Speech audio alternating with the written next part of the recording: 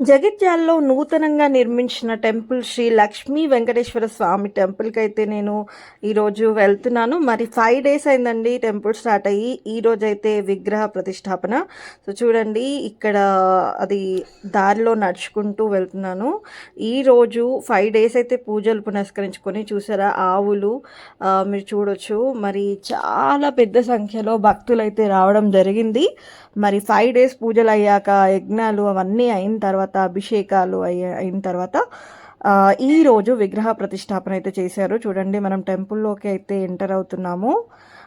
చాలా పెద్ద సంఖ్యలో భక్తులు వచ్చారు. మరి ఎంటర్ అవ్వగానే ఇలా వినాయకుడిని, తర్వాత హనుమంతుడిని అక్కడ ప్రతిష్టాపించారు.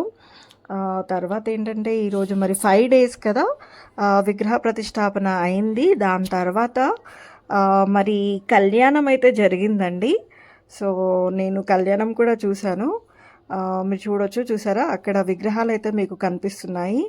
సో కళ్యాణం అయింది. అండ్ దాని తర్వాత పక్కనే యజ్ఞహోమం కూడా ఉంది. చూసారా, ఇక్కడ యజ్ఞం కూడా చేశారు ఈ 5 డేస్. సో దాని తర్వాత ప్రసాదం తీసుకొని నేనైతే ఈ పూజ అయితే అటెండ్ అయ్యాను. ఈరోజు 5 డేస్ అయిపోయింది కంప్లీట్గా. డైలీ వెళ్ళి దర్శనం అయితే చేసుకోవడం జరిగింది. మరి ఎంతమందికి తెలుసు ఈ టెంపుల్ గురించి? అండ్ ఈ టెంపుల్ యొక్క దారి అయితే నేను చెప్పాను కదా, వెంకటేశ్వర కాలనీ, రాజరాజేశ్వర స్వామి రోడ్ అండి. జగిత్యాల నుండి తీన్కని దగ్గర, జగిత్యాల టు మంచినీళ్ళ బావి దగ్గర వస్తుంది. జగిత్యాల టు మెట్పల్లి వెళ్ళే రూట్లో మరి అయిపోయింది. మాదైతే టెంపుల్ దర్శనం అయిపోయింది. తర్వాత ఇదిగోండి, మా పిల్లలు అయితే అక్కడ వచ్చారు, మా అపార్ట్మెంట్ పిల్లలు.